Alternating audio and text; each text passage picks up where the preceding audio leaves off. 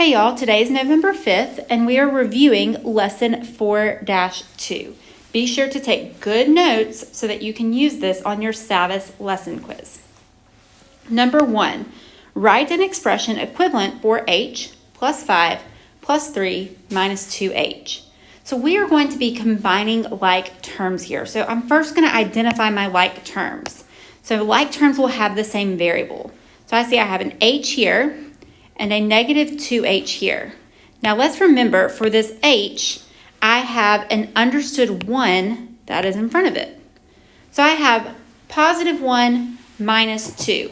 Well, 1 minus 2 is negative 1. So I have negative 1h. Now my other two terms, the ones that are not circled, are like terms. I can combine them. So remember, just plain old numbers can also be considered like terms. So I'm going to be combining 5, which is positive 5, and 3. 5 plus 3 we know is 8. So I'm going to add 8 here. Now there's one thing I want to point out. Remember, I don't need a 1 in front of a variable. It will be understood to be there. So I'm going to simplify this even further and write it as negative h plus 8. And that right there is my final answer, negative h plus 8. Okay, moving on to number 2, write an expression that is equivalent to 7m divided by 8. Well, remember, we talked about this the other day. Anytime you see division, you can represent that in a fraction form because the fraction bar represents division. So I'm just going to rewrite this right here as 7m over 8. And that right there is my answer. Okay, moving on to number 3, use properties of operations to write an expression equivalent to x over 4 plus y plus 12. So what I see here is I see that I have two terms that are grouped together in parentheses. So I'm going to rewrite this exactly as it is. So x over 4 plus y plus 12. I'm not going to change the order of my terms at all. But there's a property that allows me to change the way terms are grouped, and that's the associative property. So instead of putting a parentheses around these two terms, I can put parentheses around these two terms. So I'm going to put parentheses around x over 4 and y. So this right here is my answer. X divided by 4 plus y in parentheses and then plus 12 behind that. So remember, this right here is the associative property. And you might want to even make a note that we just use the associative property. Okay, moving on to number 4, what number makes the expressions equivalent? So I've got negative 1/4 times negative 3.2m plus 1.6 equals blank m plus 0.4. So all we have to do is figure out the number that goes right here in front of that m. So remember, when I have a number outside of parentheses, I'm going to end up multiplying that number with what's inside of the parentheses. So I would multiply 1/4 times negative 3.2m, and I would have to multiply 1/4 times 1.6. Now, what I notice is that I don't need to worry about multiplying it with 1.6 because I've got that right here. So I'm just going to multiply it with the term that has the variable. So 1/4 times negative 3.2. So in my calculator, I'm going to type 1/4 times negative 3.2. Now, do remember that 1/4 can be written as 0.25. So 0.25 times negative 3.2 will give you the same answer. And when you do put that into your calculator, you will get negative 0.8. So that right there is our answer, negative 0.8. Okay, and that property that we just applied was the distributive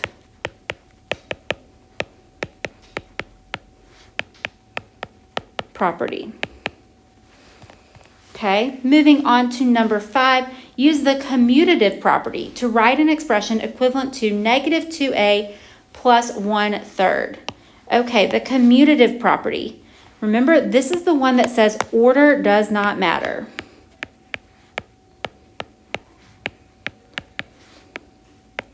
So we can flip-flop the order when we have expressions that look like this. So our first term here is negative 2a. And our second term is positive 1/3. So I'm just going to flip-flop the order, and I'm going to write positive 1/3 out in front, and I'm going to put negative 2a behind that. So 1/3 minus 2a is my new expression. Okay, number 6. Select all of the expressions which are equivalent to negative 4/3 p minus 2/5. So I do want to zoom in on that. I want you to notice that both of these terms are negative, and I know that because of these signs right here. So I'm going to look at my answer choices, and I want to make sure I can eliminate anything that doesn't have them both negative. So look at the first one. I've got negative 4/3 p plus 2/5. Well, one's positive and one's negative, so that doesn't work. The second one, I can see that they're both negative here and here. They're both negative. So that's good to go. We'll keep that one for now. In the third one, my 2/5 is negative. I have negative 2/5, but look at this 4/3 p. That's positive, so that one does not work. Okay, in my fourth answer choice, I can see that they're both negative once again. So I'm going to keep that one around for now. But in my last choice, I see that they're both positive. I have a positive 2/5 and a positive 4/3 p. So I'm going to eliminate that choice as well.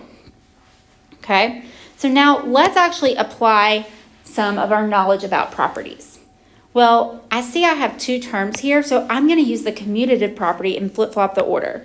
So I'm going to move this negative 4/3 p behind the 2/5, and I'm going to move this one in front.